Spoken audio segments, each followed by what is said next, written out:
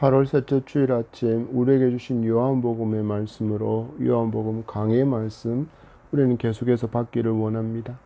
우리는 살아가는 동안에 전혀 예상하지 못한 상황으로 인해서 살던 집에서 거주하지 못하게 되는 경우를 많이 마주하게 됩니다. 태풍과 같은 천재지변으로 인해서 집에 더 이상 머물 수가 없게 됩니다. 그리고 전쟁으로 인해서 집을 떠나서 살아야 하는 경우도 있고, 화재 발생으로 인해서 집을 떠나야 하는 경우도 있습니다. 우리가 멀리서는 러시아, 우크라이나 전쟁, 이스라엘과 팔레스타인의 전쟁을 통해서 발생한 수많은 난민들이 그들이 살던 집, 터전을 떠나서 천막에서 살고 있는 것을 너무나도 자주 보고 있지 않습니까? 또 얼마 전에 엄청난 물난리가 난 북한 압록강 일대의 북한 주민들도 그들의 집을 떠나서 이 뜨거운 날씨에 군용 텐트에서 생활하고 있는 모습을 우리는 방송을 통해서 보기도 했습니다.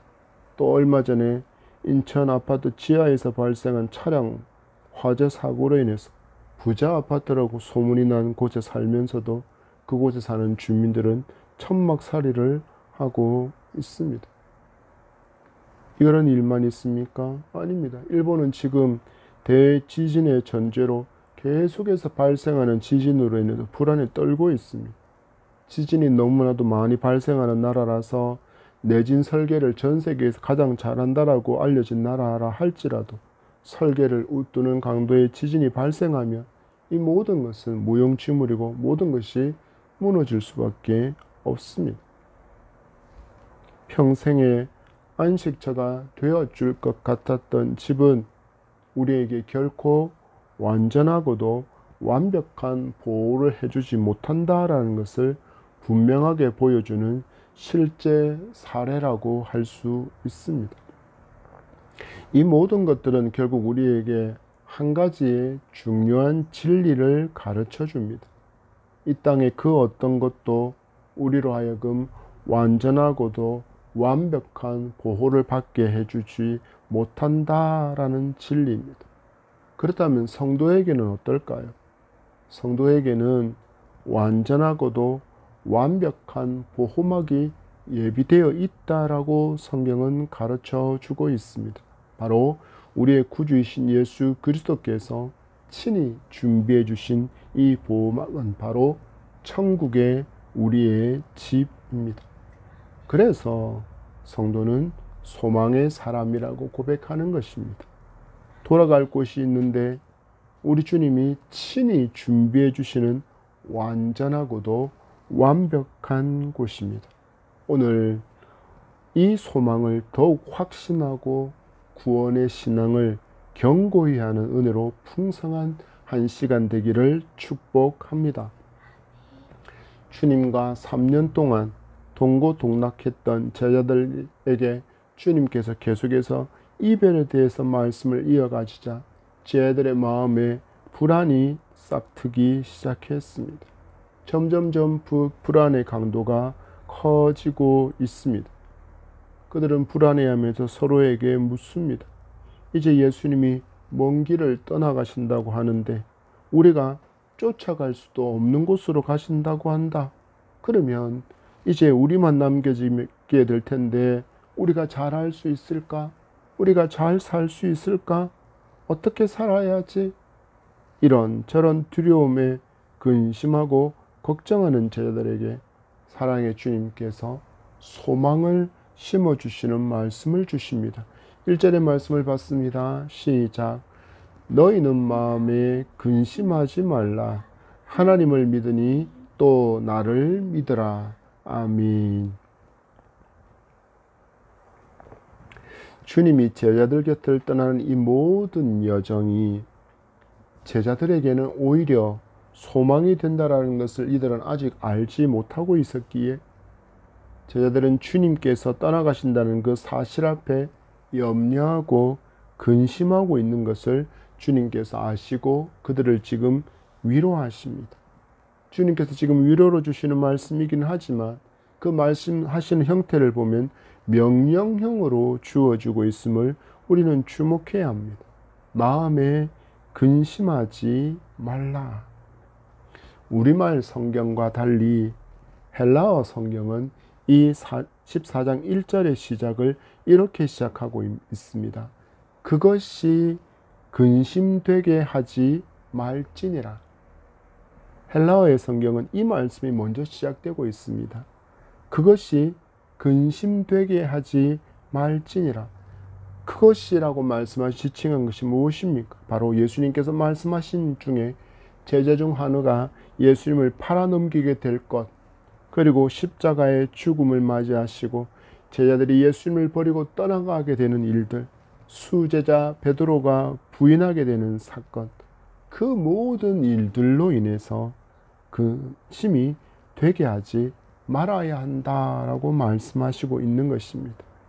그러면서 주님께서는 이들이 근심하지 않을 수 있는 최고의 비밀을 알려주십니다. 그것이 무엇입니까? 하나님을 믿는 것과 그리고 예수 그리스도를 믿는 것이 근심하지 않을 수 있는 비밀이다라고 알려주시는 것입니다.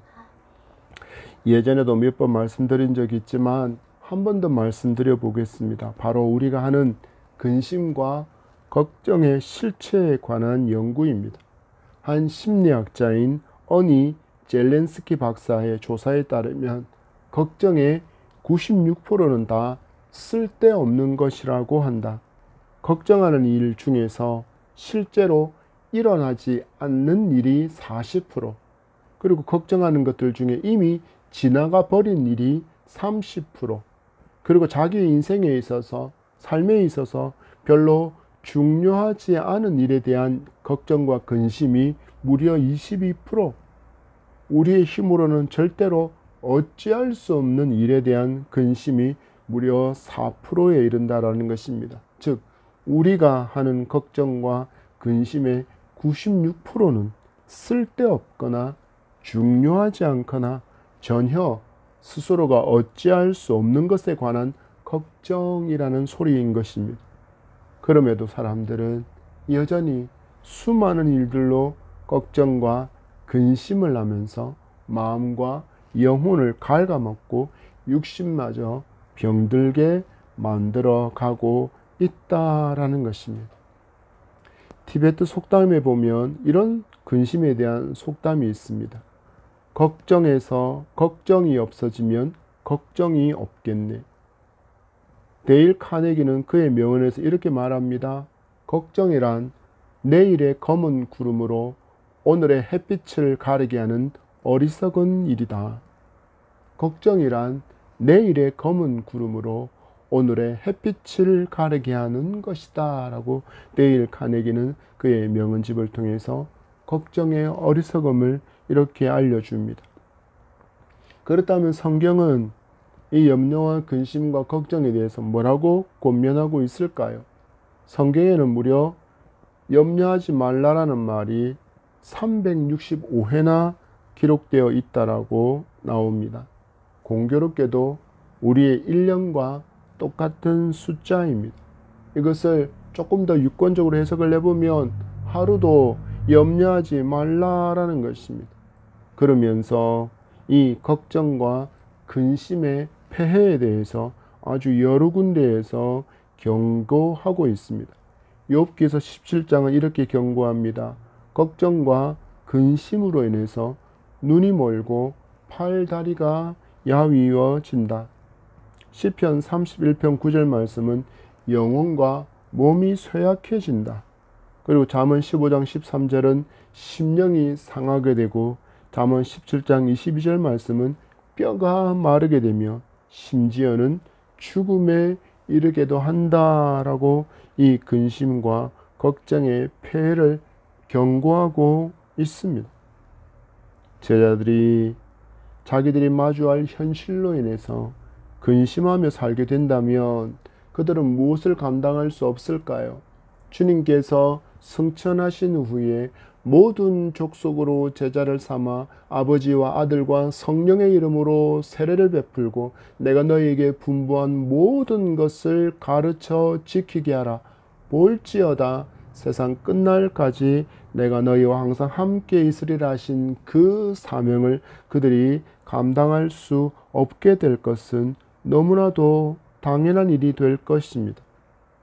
그리고 제자들은 아직 제대로 된 박해조차도 맛보지 못했습니다. 그들이 근심에 사로잡힌 채로 있다면, 이렇게 박해를 마주하게 되면 제자들은 100이면 100 모두 넘어지게 될 것을 너무나도 잘 아시는 예수님이셨기에 그들에게 최고의 처방을 주신 것입니다. 바로 믿음을 처방해 주셨습니다. 우리의 영과 육의 최고의 의사이신 예수님의 처방입니다. 반드시 확실하게 작용하는 처방이 바로 무엇입니까? 근심과 염려와 걱정을 넉넉히 이길 수 있는 주님의 처방이 무엇입니까? 바로 하나님을 믿는 것이고, 그리고 예수님을 믿는 것입니다. 그래서 성도가 이 하나님의 약속의 말씀을 믿고 그 처방에 따라서 믿음으로 살면 근심에서 벗어날 수 있고 근심을 이길 수 있다라는 것입니다. 그래서 우리는 질문을 해 보아야 합니다. 나에게 하나님은 어떤 하나님이신가? 그분은 진정 말씀으로 온 세상을 창조하신 그 하나님을 나는 진정 믿고 있는가? 그렇다면, 우리가 이런 믿음의 사람이라면 우리가 아는 근심은 결국 그 하나님을 신뢰하지 못한 불신앙에서 비롯되고 있다는 것은 너무나도 분명한 사실인 것입니다. 우리는 그러면서 이야기합니다. 우리가 염려하고 근심하고 걱정하고 두려움에 떨게 될 일들이 발생하면 우리는 이야기합니다. 이건 하나님도 해결할 수 없어. 아니요. 하나님은 불가능이 불가능입니다. 이렇게 하나님을 설교하면 속으로 많은 성도가 웅을거립니다. 아니, 불가능하신 분이 하나님이 왜 내 형편에 대해서는 이처럼 무관심한 거야? 왜 나는 이렇게 내버려 두시고 전혀 도움의 손길도 더해 주시지 않는 거야? 저 옆에 있는 사람은 저렇게 형통하고 저렇게 모든 것이 잘 되고 잘 살고 번영하고 건강한데 왜 나는 이래? 왜 나는 이래? 라고 하는 이런 반응에 앞서서 반드시 먼저 점검해야 될 내용이 있다라는 것입니다. 무엇입니까? 주님이 말씀하신 그 처방과 같이 나는 하나님을 진정 믿고 있느냐라는 것입니다. 그리고 거기에 대해서 어떤 하나님을 나는 믿고 있느냐라는 것을 분명히 해야 합니다. 우리가 이 두 질문에 정확하게 믿음으로 답을 할 수 있다면 우리는 내 인생에서 펼쳐지는 문제들 앞에 염려와 근심과 걱정과 두려움을 주는 그 모든 문제들 앞에 왜라고 하나님께 항변하기는 쉽지 않을 것입니다.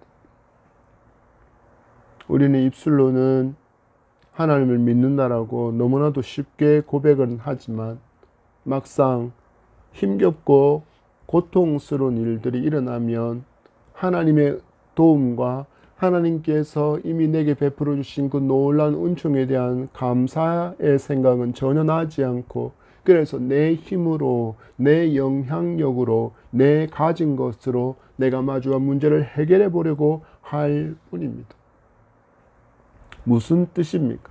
하나님은 아직 내가 가진 것보다 큰 하나님이심을 진정으로 믿지 못하는 것입니다.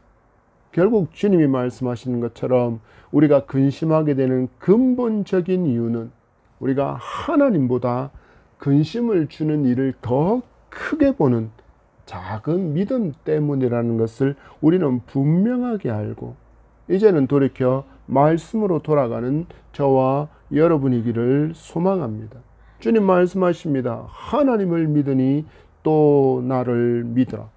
우리가 이 말씀을 굳게 믿을 때 여러분이 눈이 멀고 팔다리가 야위어지고 영혼과 몸이 쇠약해지고 심령이 상하며 뼈가 마르게 하는 근심에서부터 자유할 수 있고, 또한 담대한 믿음의 사람으로 감사를 잃지 않는 삶을 살아갈 수 있게 될 것입니다. 계속해서 우리 주님께서 근심하는 제자들을 위로하시고 소망과 새 힘을 주시는 말씀이 2절의 말씀입니다. 2절의 말씀을 받겠습니다. 시작. 내 아버지 집에 거할 곳이 많도다. 그렇지 않으면 너희에게 일렀으리라. 내가 너희를 위하여 거처를 예비하러 가노니. 아멘.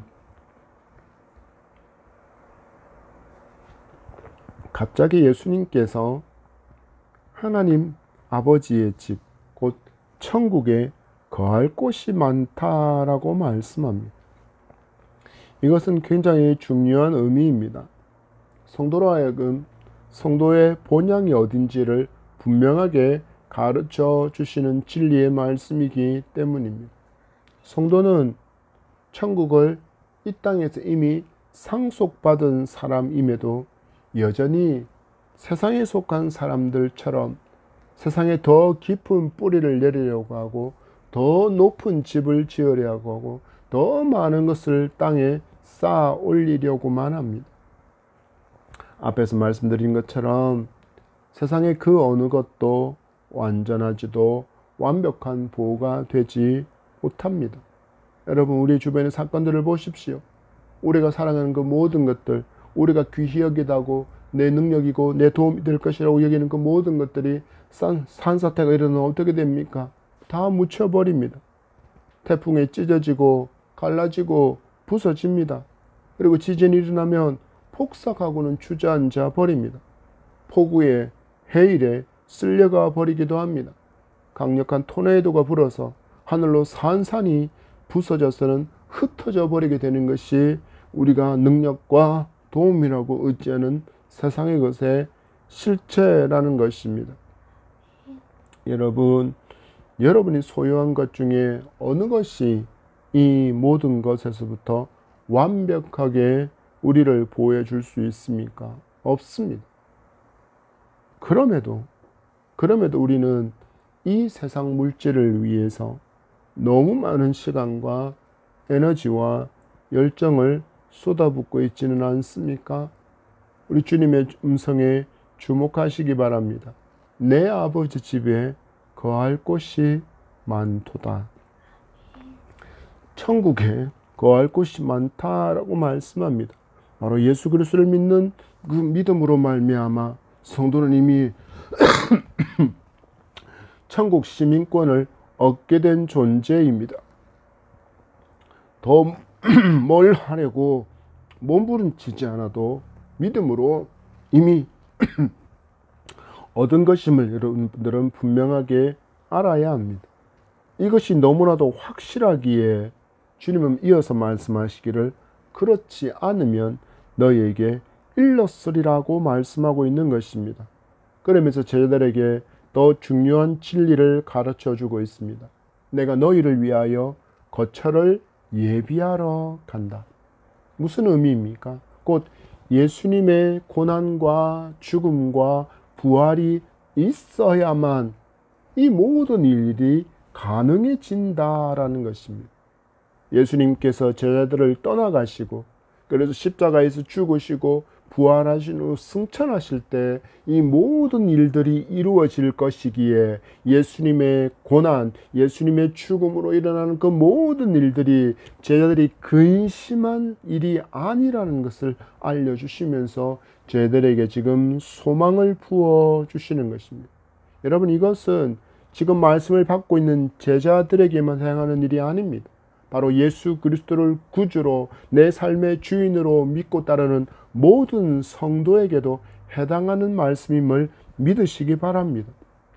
이 믿음을 가진 성도를 위해서도 이미 거처가 예비되어 있음을 믿기 바랍니다. 우리는 반드시 돌아갈 처소가 있고 그 날에 내가 들어가서 영원한 평안과 안식을 누릴 그 처소를 예수님께서 친히 예비해 두셨다라는 것을 믿으시기 바랍니다. 여러분, 이것을 굳게 믿는 성도는 주님의 가르침에 따라서 더 이상 땅만을 주목하며 살아갈 수 없는 것입니다. 마태복음 6장 20절은 이렇게 말씀합니다. 오직 너희를 위하여 보물을 하늘에 쌓아두라.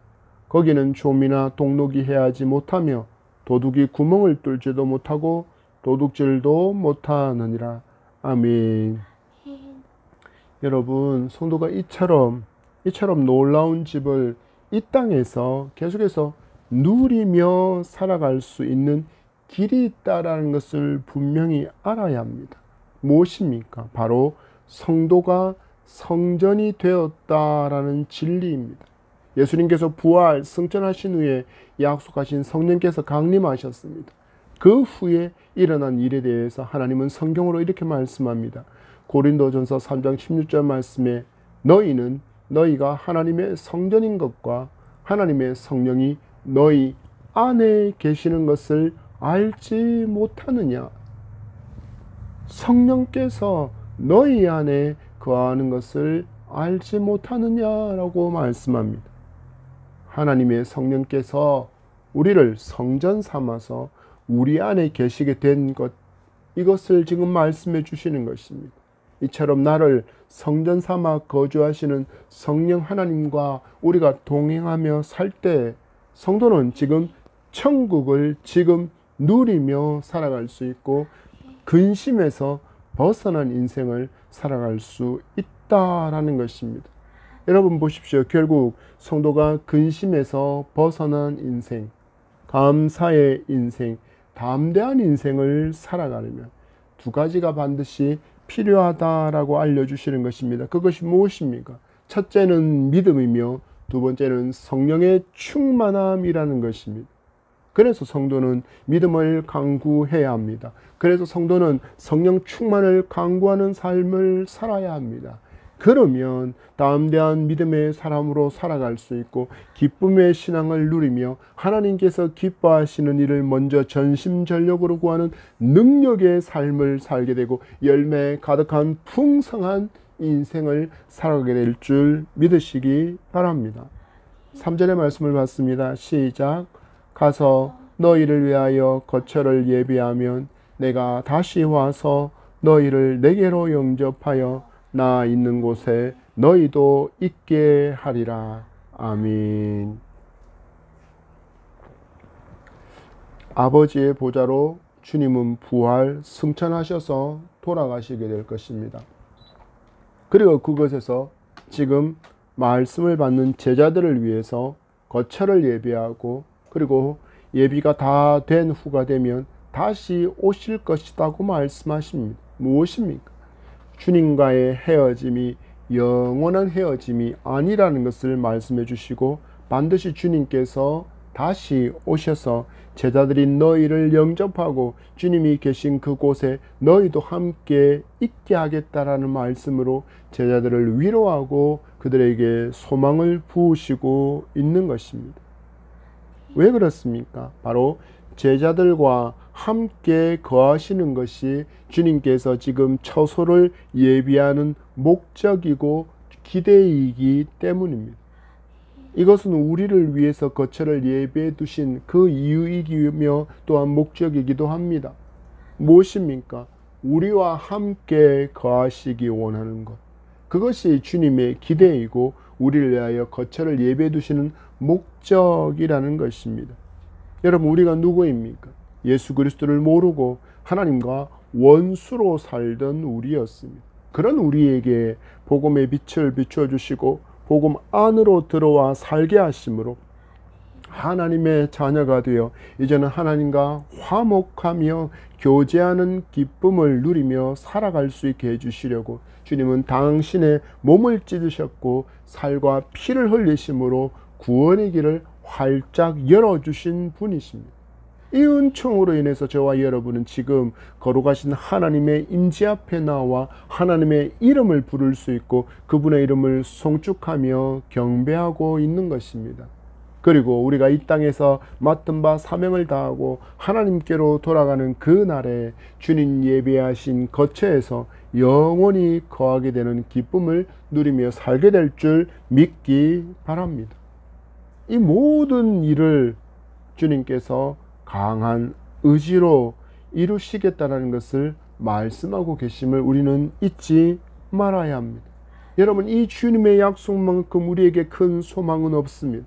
온 우주의 주인이신 예수님, 우리의 유일한 메시아이신 예수 그리스도, 내 삶의 주인이신 그분께서 이처럼 우리에게 신실하게 강력한 의지를 보여주시며 말씀하십니다. 가서 너희를 위하여 다시 와서 내게로 영접하여 너희도 있게 하리라.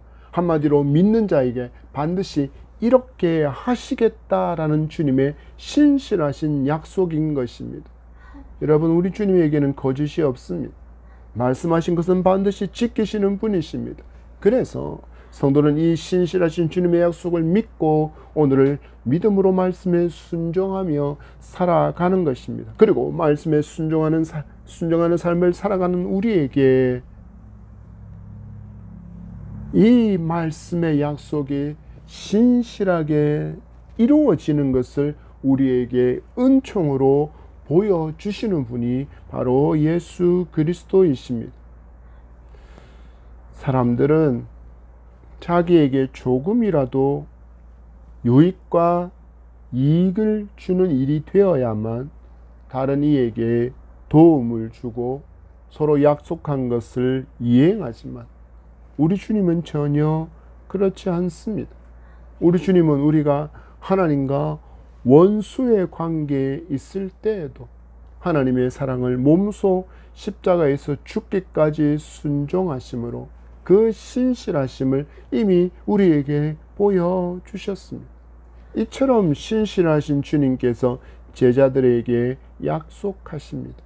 나는 지금 너희들을 버리는 것이 아니라 이렇게 함으로 나는 너희와 영원히 함께할 수 있다라는 것을 알려주시며 근심에 빠진 제자들을 위로하고 소망을 지금 채워주시는 것입니다.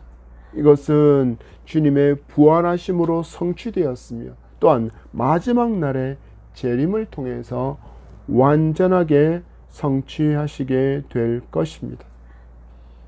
제자들은 나중에 주님께서 죽음을 이기고 부활하시고 승천하심을 경험하게 되었습니다. 그리고 오순절 마가다락방에 임하신 강력한 성령의 권능을 덧입고 나서야 이 주님의 말씀의 의미를 제대로 알 수 있게 되었습니다. 그래서 그들은 이 모든 주님의 말씀을 경험한 제자들은 이 말씀이 얼마나 그들에게 큰 위로와 소망의 음성이었는지를 깨닫게 되었고 이 진리를 사람들에게 전하기 위해서 붓을 들고 복음이신 예수 그리스도를 이렇게 기록하고 있는 것입니다. 여러분, 사전의 말씀을 봤습니다. 시작. 내가 어디로 가는지 그 길을 너희가 아느니라. 아멘. 이 말씀은 계속해서 주님께서 하나님께서 맡기신 십자가의 길을 가실 것이며 또한 죽음과 부활로 인해서 하나님께서 기뻐하시는 그 구속을 성취하실 것을 말씀해 오셨기에 제자들이 내가 가는 길을 알고 있다라고 말씀하시는 것입니다. 그러나 우리는 잊지 말아야 합니다. 주님께서 말씀해 주셔서 알게 된 그 사실이랑 제자들이 가지고 있는 그 믿음은 너무나도 큰 차이를 보이고 있다라는 것입니다. 주님께서 계속 말씀하시니 들어서 그 말씀은 알고는 있는데 그 말씀을 바르게 믿지는 못하고 있다라는 것입니다. 여러분, 성도가 하나님의 말씀을 지식적으로 많이 아는 것은 너무나도 중요한 일이지만 더 중요한 문제가 있습니다. 바로 말씀을 예수님의 음성으로 복음으로 믿고 순종하는 것입니다. 제자들은 나중에 성령께서 오신 이후에야 이 말씀의 의미를 바르게 깨닫고 그들은 믿게 되었고 그리고 또한 순종할 수 있게 되었습니다. 그랬더니 어떤 일이 일어나게 되었습니까? 그들에게 놀라운 믿음이 더해졌고 담대하고 능력 있게 복음의 길을 전진해 나갈 수 있게 되어졌습니다. 성도도 오랜 시간 교회를 다니면서 설교나 성경 공부를 통해서 성경 지식을 습득하게 되어지면 그 지식의 양이 마치 내 믿음인 양 착각할 때가 너무나도 많습니다. 여러분, 지식은 믿음이 아닙니다. 그럼 믿음은 무엇입니까? 믿음은 순종입니다. 말씀에 대한 전적인 순종이 우리의 믿음임을 여러분 기억하시기 바랍니다. 알게 된 그 성경을 우리가 삶 가운데 실천할 때 말씀으로 약속하신 믿음의 역사가 저와 여러분의 눈앞에 믿음의 증거로 펼쳐지게 될 것을 믿기 바랍니다. 이런 산 믿음으로 오늘을 담대하게 살아가는 저와 여러분이기를 간절히 소망하며 축복합니다. 말씀을 맺습니다. 주님이 달려 죽은 십자가는 이별도 패배도 실패도 아니었습니다. 죽음을 이기고 주님이 부활하셨기 때문입니다. 그래서 부활을 믿는, 부활하신 주님을 믿는 성도 역시 부활의 소망이 있음을 굳게 믿으시기 바랍니다. 더 이상 죽음은 우리를 이길 힘이 없음을 믿으시기 바랍니다. 더 이상 죽음은 성도에게 두려움이 대상이 아닌 것을 여러분 믿기 바랍니다. 그러면 우리는 근심을 이길 수 있습니다.